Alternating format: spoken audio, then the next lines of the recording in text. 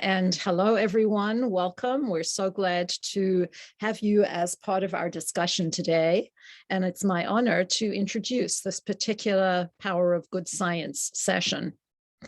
You know, I love universities. I think the notion of a university where we uncover knowledge, where we disseminate knowledge, where we apply knowledge is absolutely one of the most powerful aspects of what humans have ever accomplished.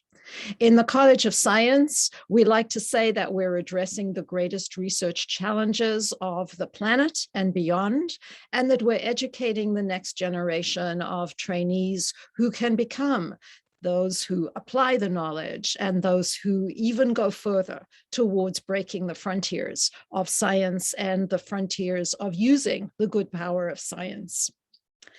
To do that, though, it's absolutely critical that we include what I call the broad demographic of society. It's absolutely critical that everyone in society is part of the good power of science and part of uncovering, disseminating, and applying the science that we do in the college. And that is a huge commitment that we have in the College of Science to ensure that our college really represents who our society is. We have a huge commitment in the college to what we call a culture of respect, where every person is valued for who they are and what they bring, and that we are committed to working with action towards inclusion, equity, and justice. These values are true across Northeastern University as well, and they are an enormous part of how we are moving forward as a college and a university. We like to juxtapose the notion of brilliance and diversity, which really is exactly what we mean. We mean that we move forward through having a very broad representation in our college and having through a very broad culture of respect and action towards equity, diversity, inclusion, and justice.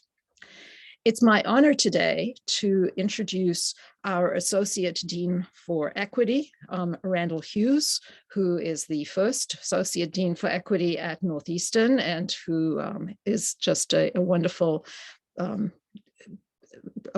person. Let's just say that. Randall, I really value you as a person and for everything you bring and for the work that she is doing in the college. And it is also my absolute great honor to introduce Karl Reid, our, let me get your title correct, Karl, our Senior Vice Provost and Chief Inclusion Officer here at Northeastern University, who has done extraordinary work over the years and who we are incredibly fortunate to have here at Northeastern to guide us and challenge us and work with us across the university in order to promote our values of diversity, inclusion, equity, and justice. So just wonderful to have you here. And in the College of Science, we are so glad to work very closely with your office towards important, exciting, and incredibly valuable initiatives. So we have today Dr. Karl Reid and Dr. Randall Hughes will discuss their work, their visions towards the good power of science and the notion of brilliance and diversity. It's a conversation, and we invite you to put your thoughts, questions into the chat. After Dr. Reid and Dr. Hughes have spoken with us, we'll open for discussion and thoughts and questions. And so please don't hesitate to put your questions and thoughts in the chat. I always say there is no unimportant question and there are no stupid thoughts. So, you know, please. We are delighted to have any kinds of considerations that you would like to add. Without further ado then, let me introduce Dr. Karl Reid, who will begin to have this conversation with us. Karl, please. Hazel, thank you so very much for your generous and warm introduction and invitation to share as part of the COS, the Connects series. Um, you stole my thunder. Many individuals, leaders view diversity as an appendage. It's something that's kind of an add-on, a good thing to do, in some cases, a moral right. But when the rubber hits the road, when the work really begins, individuals tend to put diversity on the side, issues of equity, because the real work has to be done.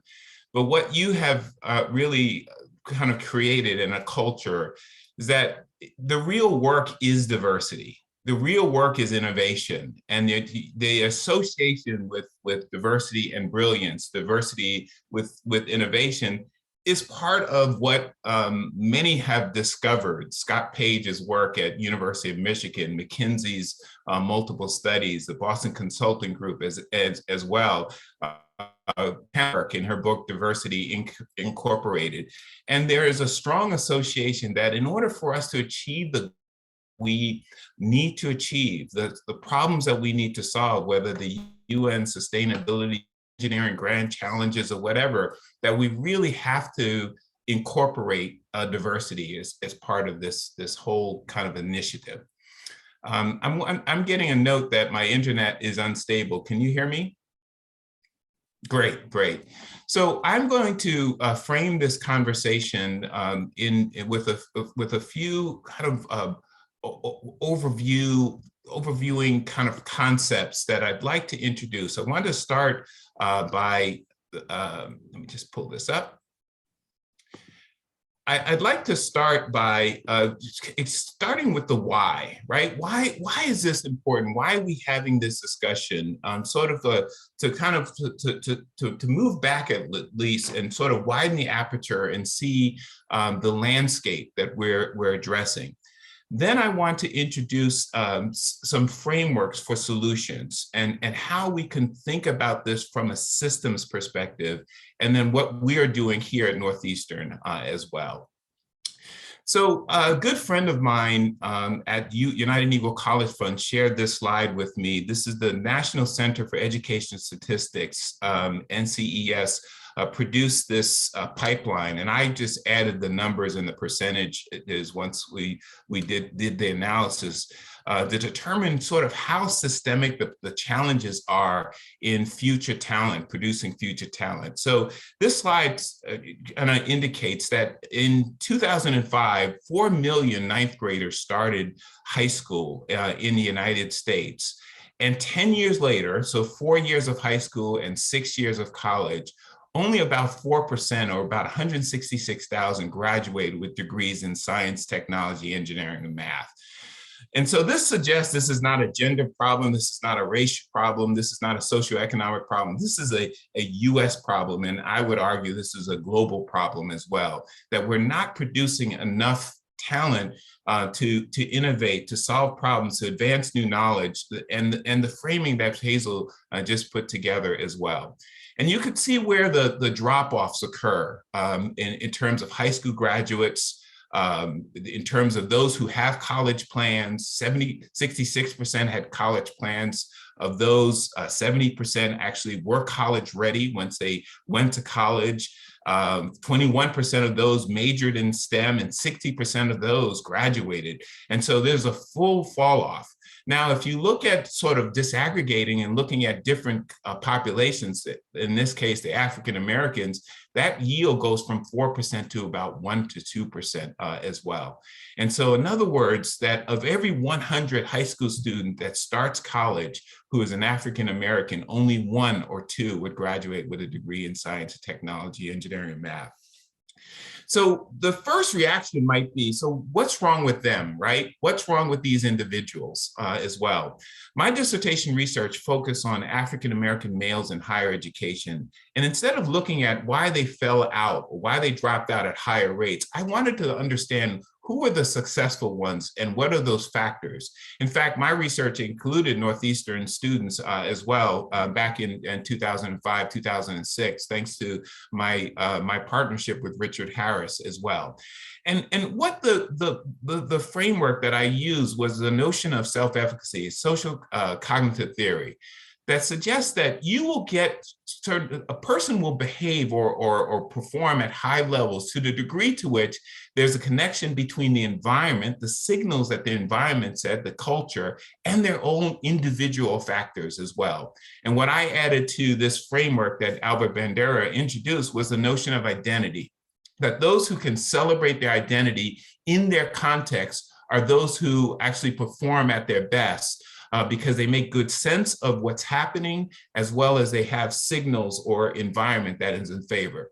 So in other words, the problem is not just about the individual, it's about the structural, the stimulus, and the individual response. So think about that when we think about sort of diversity, equity, inclusion, retention, recruiting others, that we have to think about both the system, the climate, as well as the individual, and preparing the individual to be successful as well. So I also want to kind of frame this whole discussion about why this matters, right? Simon Sinek says, start with why. He says inspired leaders and organizations are very clear about their why. And so there's a host of research that suggests that there's a great association between diverse organizations, diverse classrooms, diverse universities, and positive outcomes. In this case, a diverse classroom stimulates learning and it mitigates implicit bias. In this case, research fosters more, generates more citations and more research when the researchers are more diverse, and not just race or gender, but about institutional diversity or disciplinary diversity. And in industry, there's been association between innovation and revenues, that's revenues produced in the last 3 years, and positive outcomes and diverse leadership in those organizations. So there's positive association between diversity, particularly when problem solving and innovation are the coin of the realm. At the end of the day, as scientists, people must be at the center of our work.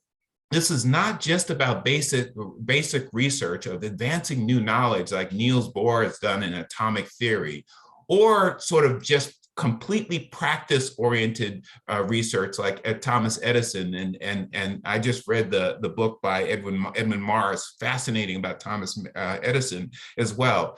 But this notion of use-based research suggests that we have to both advance new knowledge, and we must have a utility. We have to solve this. And in order for us to have use-based research, as Joseph has put forward, our president has put forward, we really have to put people at the center, and diversity must be a key part of that as well. So when we talk about diversity, equity, inclusion, we have to kind of be very clear about what we're referring to. And so my good friend Robert Sellers likes to say it this way. He says, diversity is being invited to the party. And so it's about representation. It's about the composition of the group, whether it's your research group, whether it's your classroom, whether it's your community, et cetera. It's the representation, and not just by race. Scott Page calls it identity diversity, right? It's about our gender, our socioeconomic, our lived experiences, our religions, et cetera. It's in all aspects of that. Equity says, hey, not only can you come to a party, but you can dance, right? The main purpose of the party in this case is to dance. So what good is it to have representation and not have equity, where everyone has access? There are accommodations for different populations to fully take advantage of the resources that are available there. But the one I like to kind of talk about, and what I call the North Star, is inclusion, where everyone can contribute to the playlist. We've all been to settings, social gatherings, when we couldn't get with the music, right? I mean, it just wasn't our thing. And the music really speaks to the climate, our culture. And so our goal is to have an inclusive climate and culture where you can thrive, you can feel comfortable, you can have that Cheers experience from the 70s where somebody calls your name and everyone knows your name.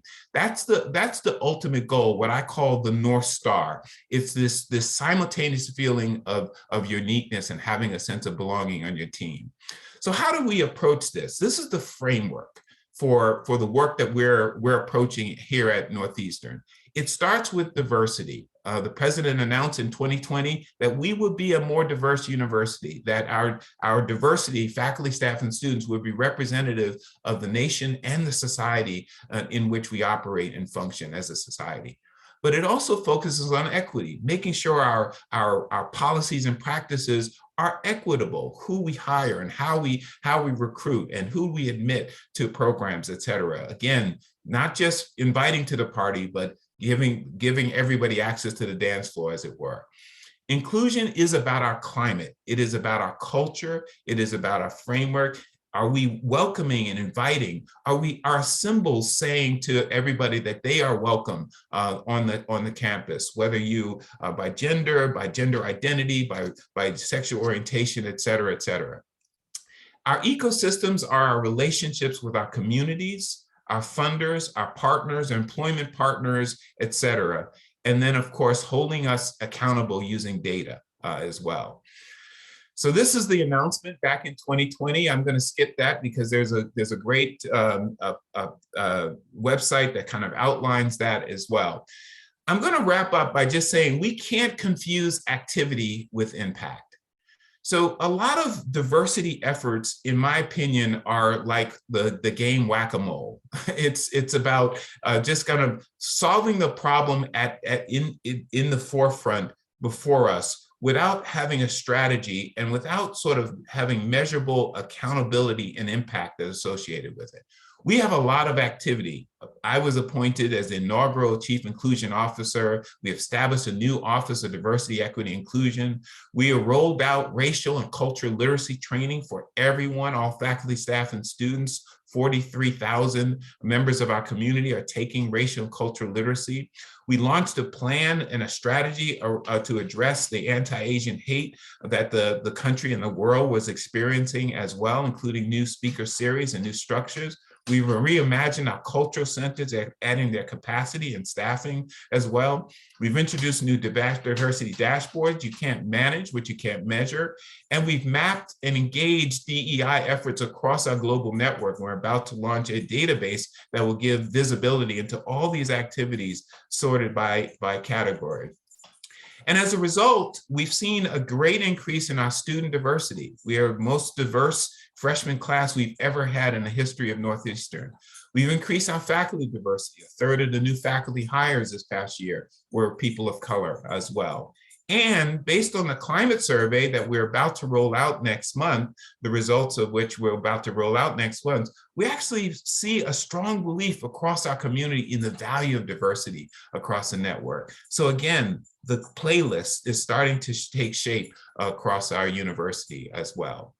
So the last thing I'll say is, so what can I do, Karl? The question is, Karl, what can I do, right? These are great concepts for everyone to think about, but what can I do? I'm glad you asked, right? The first is really recognize that DEI is everyone's responsibility. And this is not only a mandate that I'm sharing with you, but a mandate from our president. I call it democratizing DEI. He wants to make my job irrelevant.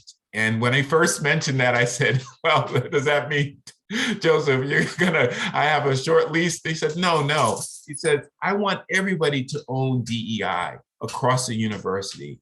And we're working on making that, operationalizing that vision that he has and that I certainly have as well. We also want to develop a growth mindset. Put yourself in situations where you are educating yourself. We met with a small group yesterday who are doing anti-racism study groups. They're getting together and they're really challenging their own perspectives, their own, in this case, whiteness and their privilege in regard to kind of seeing their own sort of life and identity as it relates to our structural racism that exists in the United States and beyond. checking our own implicit biases as well is key to this, understanding where you have implicit biases and responding. Being intentional about connecting with those who are different. You resist this whole notion of preferring people who are like us, which is a natural human instinct as well, to kind of separate out and sort of reaching out across different groups, joining an affinity group. And then I'm going to be asking all leaders and all colleges to develop their own strategy plans to address the climate survey, but also the president's action plan as well. And then finally, and this is key, building in accountability so that not only are we doing the right things all the time, but we're being held accountable for the results as well. So with that, I will pause and turn it over to my dear, dear colleague, Randall Hughes, who I admire and who is quite the leader, not only in the College of Science, but across the university.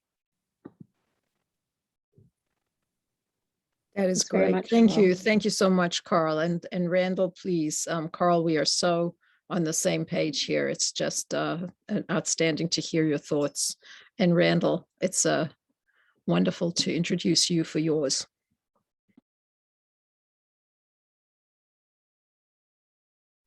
Great. Thank you, Hazel, and thank you, Karl. So I really appreciated that synthesis, that overview of sort of the big picture at the university level to advance equity, diversity, inclusion, and justice. And now what I want to do is just take a few minutes to specifically address how we're promoting equity in the College of Science. So this will be maybe a little bit smaller picture, but very relevant to the College of Science. So as you all know, and as Hazel mentioned to start us off, our goals are to solve the greatest challenges of our world, combining groundbreaking research, experiential education, and innovation. But importantly, equity, diversity, inclusion, and justice are not just some separate bucket off to the side that we think about occasionally, but they're really integrated throughout the fabric of the college and of our mission. I think we all share an appreciation for the diversity of our university community across all demographics and identities. And in the College of Science, we recognize and celebrate each person's unique lived experience and how they contribute to making us a better and stronger whole. So ensuring that the College of Science reflects the diversity of our surrounding communities and the broader society is a critical goal, both for its inherent value, which I don't want to pass over, and also for its practical benefits. So as Dr. Reid so clearly described, there's evidence that diverse groups are associated with improved outcomes in the classroom, in the research lab, and in the workplace. And so simply put, excellence in science requires input from all demographics of society, especially if we're going to address the fundamental challenges of our time. So I just want to take a minute to give you some context. I think it's important to recognize where we stand currently in these efforts. And one relatively easy way to do that is to compare the demographics of the College of Science, which I'll show in black, with that of the US population, which I'll show in red. And today I'm going to show you data on racial and ethnic diversity, recognizing that that is simply one aspect of our identities. Find my mouse. So if we focus first on undergraduate students, and I'll take you a minute to orient you to this figure. So on the x-axis are 4 different demographic groups, racial and ethnic groups specifically, that have historically been marginalized in science. And then on the y-axis is the percentage of each of those groups in the College of Science, again, shown in black, and in the US population shown in red. And so you can see that for most of these groups, there is a bit of a gap, particularly for African-American students, where the percentage in the College of Science is lower than that in the US population.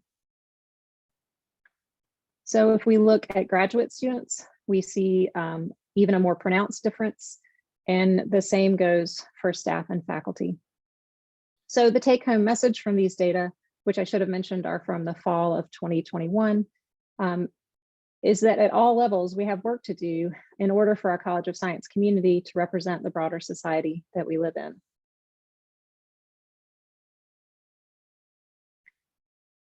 So to address these gaps in representation, as well as to contribute to the broader goals of valuing individuals for their uniqueness and creating a sense of belonging on our team, we've established 4 interrelated priorities. First, we're cultivating the culture of respect that Dean Siv talked about. We're working to increase representation and diversity. We're building inclusion and support, all with the ultimate goal of achieving equity. So we have made some key advances in these areas since Dean Siv took over the college in early 2020, and I'd like to highlight just a few of those. For example, to promote a culture of respect, Dean Siv has diversified our college leadership, as well as created new roles, such as the first Associate Dean for Equity at Northeastern, which is the position that I've held since July of 2020.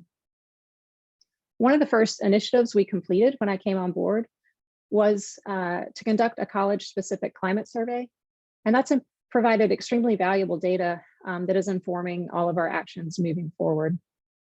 We've also focused on transparency, so we shared the results of that survey in a college-wide report last fall, and we regularly update our action plan on the equity dashboard of our College of Science website. If we think a little bit more about enhancing representation and diversity, we have several programs focused on broadening the pool, or to use Dr. Reid's metaphor, expanding the pipeline.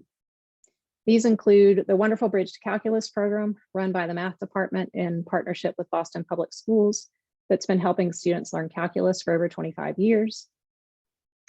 We just were able to announce last week a new program that I'm very excited about, known as Lighted Pathways. This is a partnership with the United Negro College Fund that will bring 25 students from historically Black colleges and universities to Northeastern and the College of Science this summer for internships in the life sciences in Boston. So many thanks to Dr. Reid and Dean Siv for their leadership in putting that program together. We've also implemented new mechanisms for promoting equity in the faculty hiring process. And in terms of recruitment, we've created an exciting new cross-college faculty hiring program known as INVEST that is allowing us to reach a brilliant and diverse pool of potential new faculty. Last but certainly not least, we have a new connected PhD program, which infuses professional training, cross-disciplinary research, and work experience, each of which are components that have been demonstrated to help attract and retain diverse students. And then in the areas of support and inclusion, we've increased our scholarships and awards to support students from diverse backgrounds, including the new Advancing Women in Science Scholarship Program, which we'll be discussing in next month's COS Connects seminar, so I hope you'll join us for that. We're also developing ramp-up courses in chemistry and other fields to ensure that all of our students have the necessary background and skills they need to be successful in our program. And in thinking about making sure that we're hearing all of the voices from our entire College of Science community, we've expanded the College Equity, Diversity, Inclusion, and Justice Committee to include representatives from our faculty, staff, graduate students, and undergraduate students. And we've collaborated with Dr. Reid's office to provide microaggression training to our faculty and staff, with sessions coming up this semester for our students. So that's some of the work that we either have started or have accomplished. And I'm also very excited about some of the upcoming initiatives that build on this work to date. In March, we're hosting a 4-speaker series on identifying and disrupting academic bullying, an unfortunately hot topic in science in several different contexts just this week. And as I mentioned a minute ago, we're working with the Office of Diversity, Equity, and Inclusion to offer microaggression training for undergraduate and graduate students this semester. Both of those with the goal of enhancing this culture of respect. In addition, we'd love to build on the really successful Bridge to Calculus program and expand that out to other fields, such as physics, chemistry, and biology. We've been working with the other STEM colleges, so Corey, Bouvet, and COE, to celebrate and honor the different heritage months, starting with multiple activities this month during Black History Month. And then we recognize that there's little point in bringing new students, staff, and faculty to our community if we don't provide the resources that they need to be successful. So we're continuing to work to strengthen and expand mentoring opportunities at all levels, particularly recognizing the value of mentor teams and networks. And we're working to make sure that collaboration, which is key to effective cross-disciplinary research and also to a feeling of inclusion, is valued appropriately in faculty evaluation and promotion procedures. So as I mentioned, there are multiple exciting events celebrating Black History Month in the next few weeks. For example, please join us for the second annual College of Science Black History Month Science Symposium next Tuesday, February 15th from 12 to 1 p.m. We'll put the registration link for that in the chat. And for a full listing of both STEM-focused and other events around Northeastern for Black History Month, please see the calendar hosted by the John D. O'Brien African American Institute. So I know this was quick, a quick overview. I hope I've given you a sense of our commitment to equity, diversity, inclusion, and justice in the College of Science, and the way that these values and our culture of respect are integrated into our college mission. There's always more that we can do. Believe me, I recognize that, and I invite you to join our efforts in whatever capacity you're able. And I look forward to hearing your ideas and answering your questions in the discussion today.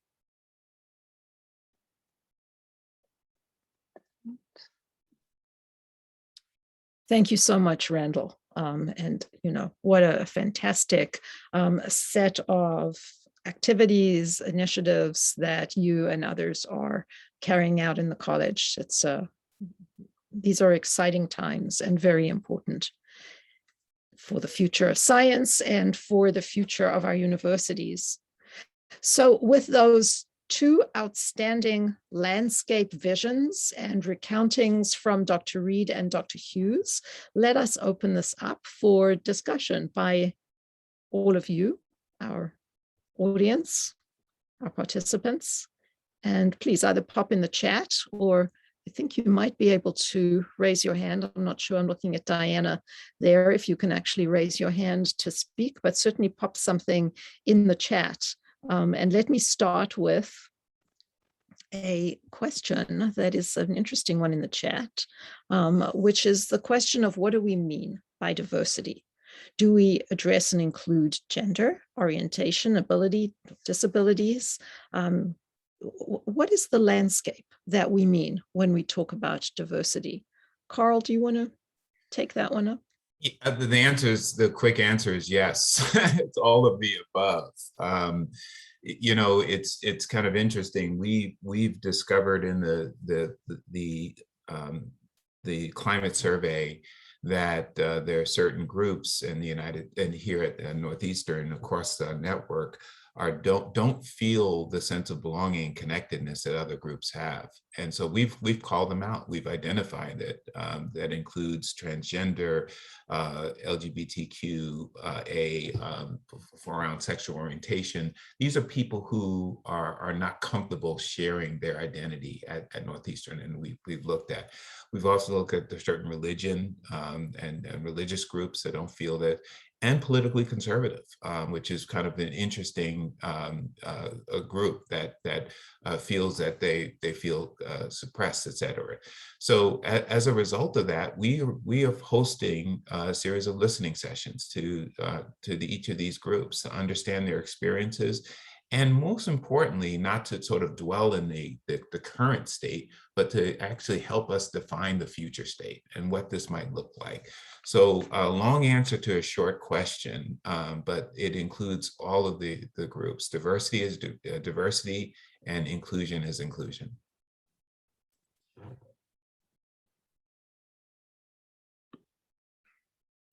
Thank you so much. And there's a question that's related to this from Don Silla, I think, who asked the first question there. When you look at each of those groups, this large set of groups who do not feel that they belong and may not have been respected in the way that is appropriate, when you look at each of them, are their needs and the steps to make them included the same, or do they differ by group? Yeah, they just like our children have different needs.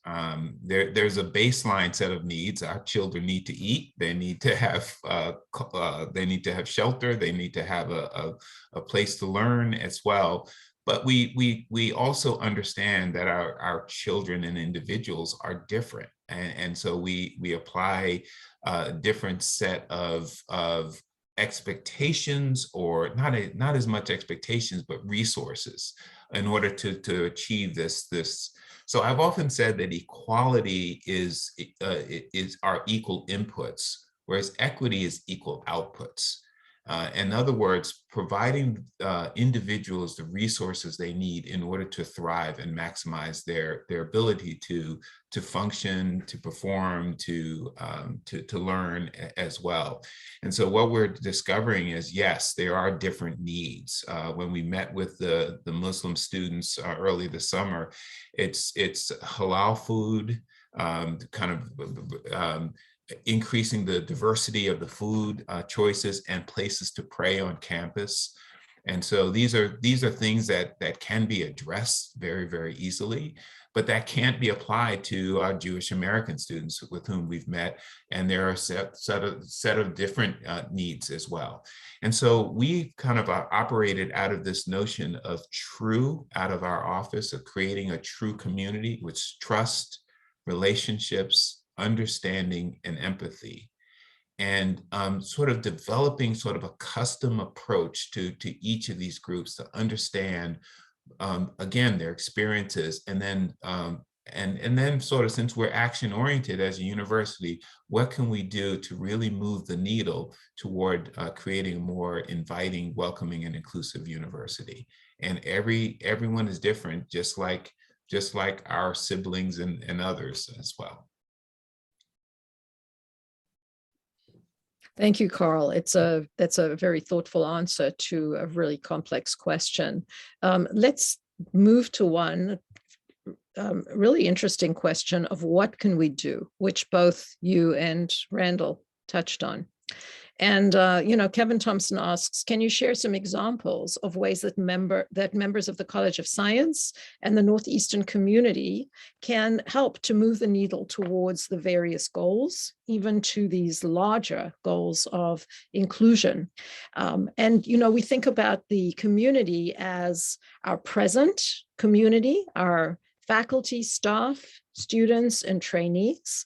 And we think about our community in the broader sense. Some of you on this call are wonderful alumni or parents who are part of the university forever. I say, once a Northeastern community member, always a Northeastern community member. How can each of these different groups work towards the stated goals that we have? And Randall, I wonder if you would take that as a sort of College of Science specific question. Sure, thanks for that, Kevin. I think there are many, many ways. I think one thing I would encourage is to participate in the activities that, the trainings and the workshops. As Dr. Reid mentioned, educating yourself and becoming more aware of these issues is sort of a really critical first step. And then if you're not seeing what you would like to see, if you're not seeing the focus, the seminars, the workshops, the training, reach out and let me know that. We have a lot of leeway to sort of plan things based on interest and based on need. And then I think one of the things that, we'll talk about when we talk about this new upcoming Disrupting Academic Bullying seminar series, I think we need to get out of the habit of just sort of standing by and saying, okay, that's not affecting me, so I'm just going to keep my head down and do my own thing.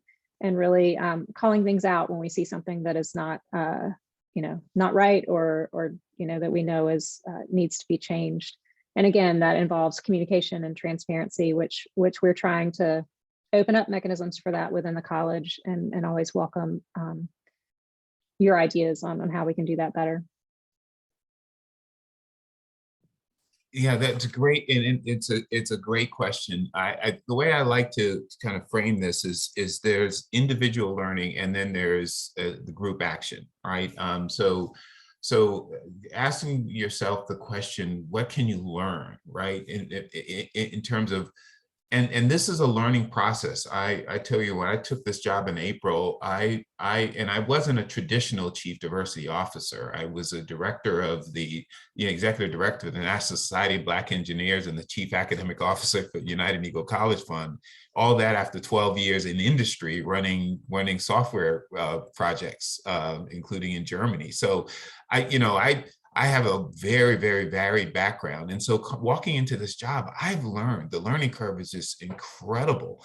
I've learned about the indigenous students more deeply, and faculty and staff and First Nations, and some of the experiences and the historical elements as well. So I've always put myself into a place of learner. And I would encourage you to do that. The Office of Diversity, Equity, Inclusion on our website, we actually have a list of resources, curated and annotated list of resources that we recommend. If you're interested in learning about this, then read this. And it's not 100, and we were really intentional about not listing 100 things, because then we'll have the choice problem, right? But it's just a few that will suggest that provide sort of a baseline knowledge. Deborah Meyerson writes about being a tempered radical. And I love this notion, and that is, Randall really talked about this. There are things that we could do as individuals, and that's learning, that's our own expression of these things. But then there are things that we could do by building out allyship, right? Finding others who can join with you to move the needle, whatever the needle is, and defining the needle around diversity, inclusion, equity, et cetera, et cetera. And the last is, I would say, that is a much more structural, long-term, right? There's a new kind of push beyond diversity, equity, inclusion to add anti-racism. So in our training that we provide all faculty and staff and students, the Daniel Tatum talks about the notion of what does it mean to be an anti-racist? And she makes a case that the country was established in a framework that benefited some whites at the expense of others, people of color. It's just part of our history, right? We could be an exceptional country and have this kind of sordid history as well, both and as well. And she says, if you're not sort of actively working against that, you're moving along like on a conveyor belt as well. And so just actively thinking about, what does it take to be an anti-racist or an anti-sexist or an fill in the gap, right? I think those are the kinds of things one should be thinking about, and then building the allyship as well. Thank you for those really thoughtful answers. You know, in the College of Science, we have a formative program called Culture Bites, which is kind of along the way of getting to know one another and actually asking who we are as people. What is our background? Who are we? It's about the individual in so many cases, and exactly getting to know who we are in our diversity that can be very personal and can make a great difference all around, I think. So I wanted to give a shout out to that program that we have as well. There's a very interesting question from Toyoko Oramoto, who asks what we're doing to ensure that the university and college are diverse in terms of socioeconomic status of students. What can we do to ensure that economically disadvantaged students also have access and are being supported once they arrive at Northeastern? Karl, would you care to take that one? Yes, this is something close to my heart. In fact, I wrote a book about this because back to that framework that I shared with you of the pyramid of the environment, the individual identity and behavior or actions as well. All of those factors have to be of place on this.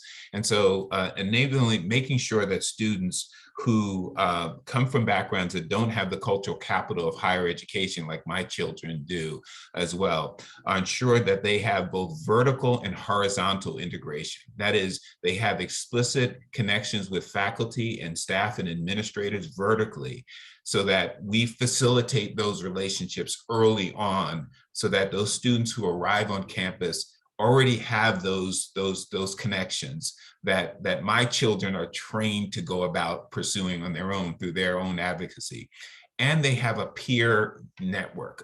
They're part of a peer cohesion as well. And so one of the things that we've done is we've expanded the Summer Bridge program, many of you know, from a College of Science and College of Engineering initiative to overall the whole university, over 400 students. From that demographic that you described was invited to that program. We're looking to reimagine that. We're looking to expand that Summer Bridge so that those students can have those vertical and horizontals called Vincent Tinto's institutional integration early on. That institutional integration has to continue on. And so both Chong Kim Wong and Connie Yao are developed a sort of a wraparound service through We Care and the student hubs to ensure that those students who we've identified as those that you described, first generation, low socioeconomic, et cetera, will make sure that they have the experience that we're expecting them to have. We believe at Northeastern that all students can perform at very high levels, regardless of one's background, experiences, and identities. Everyone can. And if they're not, then it's the burden of the university to address it, not the burden as much on the individual's students as well. So the problems, as I pointed out, if there is a problem, if there is a gap, it's on us to solve. And that's Ted Sizer's Coalition of Essential Schools kind of point of view on this. It's a problem that the university solved. And so understanding the data and providing the support will ensure that these students are successful. Thank you, Karl. Absolutely. It's the empowerment. I always say that our students are brilliant across the board, and we have to give them the tools, the confidence. I would think confidence is so important, the encouragement to understand that success is within grasp and that, we are there on the journey towards their success. I think it's a fantastic philosophy for the university. So thank you for articulating that. There's a couple of really interesting questions here. Karl, one looks like for you, with the students in your research that you found were successful, were there specific turning points in their experiences that were most helpful or supportive in their success? You know, my research was more of a quantitative study. So that's the downside of a quantitative study of students across 5 institutions. And we don't get the rich descriptions. We don't get the mixed methods, the qualitative and the stories. Subsequently, we've done more qualitative studies as well. We've partnered, when I was with the National Society of Black Engineers, we partnered with the Society of Women Engineers to kind of interrogate or study 30 women, young women engineers, women of color, about their experiences as well. And usually it sort of boils down to this, and this is what I discovered in my experiences as well as others. And I, by the way, for 5 years taught a freshman seminar that was called Race, Identity, and Achievement back at MIT. And so I can speak to that question, not from research perspective, but from practice. And it usually is the aha moment that students experience. It's that point where they feel that they can be successful in this arena.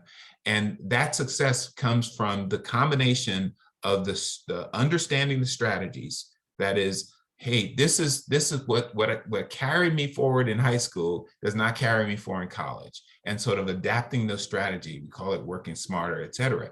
And then seeing that change result in outcomes. And that's the classic notion of self-efficacy, the confidence that I can be successful in this domain at that task. When that happens, something happens. Persistence goes up, effort goes up, resilience goes up for students that experience.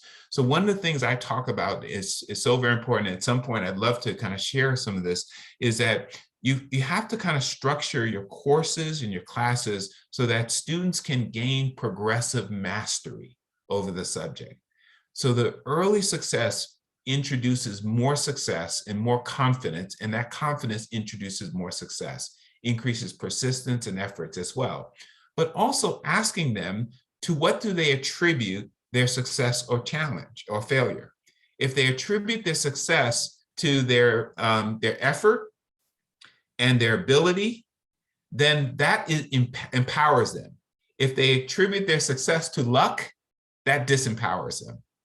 Likewise, if they had some difficulty, like I got a 38 on my first physical chemistry test, shout out to the chemists on the call. I was a materials engineer, right? Material science and engineering.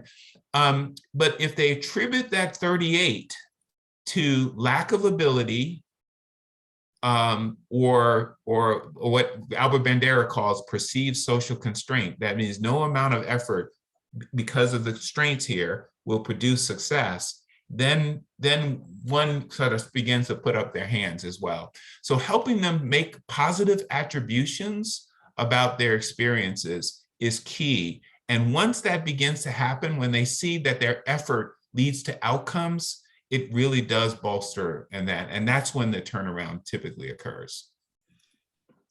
Thank you, Karl. So, I think this is amazing, right? It's the success leads to more success kind of notion.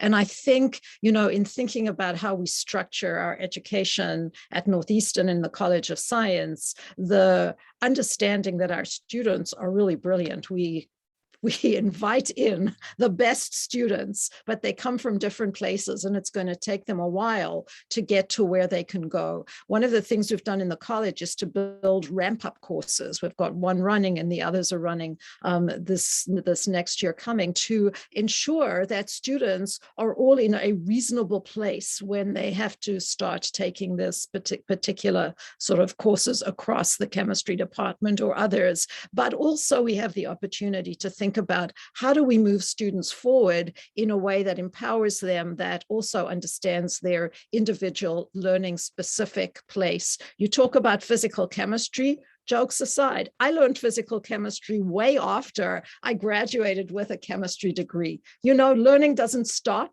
just because you have a degree. You can learn, you can get enough, and then you can actually learn how to go back and fill in what you didn't know. And I think perhaps that's an interesting thing for us to think about our students as we move them through the university. So there are a lot of interesting questions we are not going to get to, but Randall, I wonder if you want to take this next one. What is it that would make students decide that science is for them? What is the thing that, we can do so that STEM and science is not viewed as, a pathway that I could never possibly wrap my head around? Yeah, absolutely. Karl mentioned the Summer Bridge program, which I think is one of those that sort of helps people see, all right, I can be successful in this field. But I think we can also start sooner and continue those sorts of approaches. So I think Bridge to Calculus and our plans to expand to more fields, to Bridge to Science is one way. So getting students when they're in high school and saying like, yes, this is successful. Here's the things you can do with these different degrees and these courses. Obviously, David, I know you're familiar with various outreach efforts within the college through the Marine Science Center and elsewhere, to sort of grab even the younger ages and make sure that they see that they, there are people that look like them in science, and also that here's the things that, here's the reasons that this is a relevant field for your interest and your lived experience. And then I think even thinking about going from undergraduate to graduate school, that's an area where there don't tend to be as many sort of bridge programs. And so that's another one where we have some college initiatives to sort of help first generation and students from other marginalized groups understand that process, because it can be really opaque. And so how do you even go about it, and what can you do with a master's degree versus a PhD, and answering some of those questions that if you don't have a background in academia, you really don't understand. I know I didn't when I was an undergraduate. And so, yeah, I think there's a variety of ways, but I also think this issue of representation and making sure that for all of our students, or all of the people we encounter as we, go about just our jobs in Boston and elsewhere, like making sure that we reflect the society, because again, if you don't see yourself reflected, then it's hard to understand how that could be relevant to you. Can I just add something that Dr. Hughes kind of pointed out?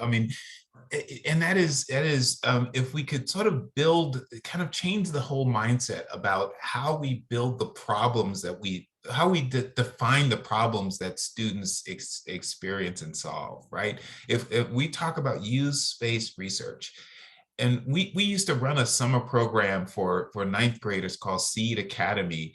And when we had the civil engineering component, we actually asked them to go into their communities and take pictures of bridges in their communities, bring those pictures back, and we build the knowledge of bridges and forces and fractals and other things around what they knew. Right? What Lewis Moles calls the funds of knowledge that they bring into the classroom.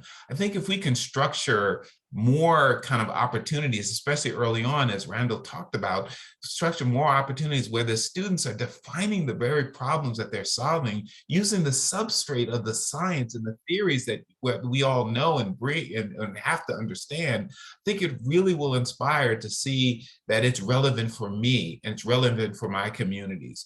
The more we do that, I think the more we can inspire another generation. That's fantastic. Really great answers. I have another one that I like to throw in. I think it's got to be really interesting. If kids at school see that this is really interesting, either because it's relevant to their community or because it's just like, wow, so interesting. That's a wonderful hook to draw you into finding the next interesting thing. And I think we sometimes lose that in our discussion of science and STEM fields. It is fascinating. The work we do is absolutely fascinating. And from, interesting becomes, there's a lovely conduit to useful, interesting and useful, or useful and interesting, whichever way around you put it. So, Karl, your example is really emblematic of that type of approach, which is wonderful. I'm going to close this up, but there are more questions. I would just say to Tricia DeYoung, who asked about in the graduate space, what are we doing to attract diverse graduate students? We have a new program in the College of Science, the Connected PhD that Randall talked about, which is all about the vast set of careers that PhD training can open up, and that, PhDs are for everyone. The idea is to explain that a PhD is a fantastic degree, and in fact, we are building across the college a co-ownership model of reinvented PhD training that Randall and others are involved in, and that we think is going to open up this field of training to people who really didn't think that a PhD was relevant for them. So very, very interesting. Okay. And so with that, I would like to really, with the warmest thanks, extend my gratitude to Dr. Reid for sharing his time with us today, and to Dr. Hughes for sharing her time with us today. The discussion is rich, it is incredibly important, and it is wonderful that we are all in the same space with regard to moving Northeastern University and the College of Science forward in its goals to be more diverse, more inclusive, with equity and justice in the grand mission of universities. So thank you so much to both of you. Thank you to all of you attending. We so appreciate your support of the College of Science and your involvement in the college as we move forward to solve the great research challenges and to educate the next wonderful generation of trainees. Thank you so much. Thanks, everyone.